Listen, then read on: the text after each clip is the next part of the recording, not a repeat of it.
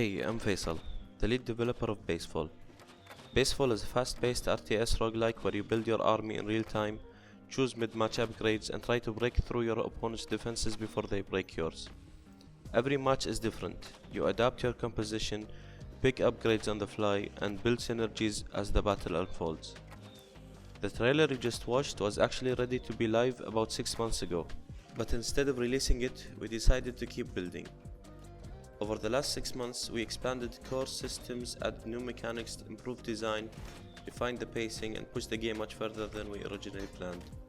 But what's interesting is Basefall didn't even start as an RTS. In the beginning, Basefall was inspired by auto battlers, like teamfight tactics. You had gold, you placed units on a board, and your army would automatically fight the enemy board each round. It was strategic, but it felt slow. We needed something fast-paced. So we scratched that idea and we removed the board entirely. Instead of placing units on a grid, you would spend gold to spawn them directly into a lane, and they would automatically march toward the enemy towers and base. It instantly felt faster, real time, and more pressure, but it was still shallow. At that point, all you could really do was just spawn units. So we had another idea. What if players could choose upgrades during the match? That's when we introduced upgrade cards, which eventually became one of the core mechanics of the game. Around this time we also introduced a second currency, because originally gold was the only resource you used to spawn and buy units, and that was it.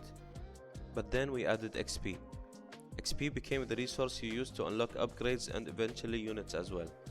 So now instead of just spending gold to flood the lane, you were managing two different resources, one for building your army and one for shaping your build.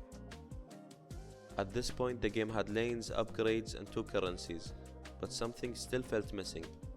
You were still mostly reacting by spawning units and picking upgrades. So we asked ourselves, what if players could impact the battlefield in real time? That's when we introduced spells. Spells allowed you to interact instantly. Instead of waiting for units to clash, you could influence fights as they were happening. One of the ideas we had is a controllable hero, a king character you could move and fight with.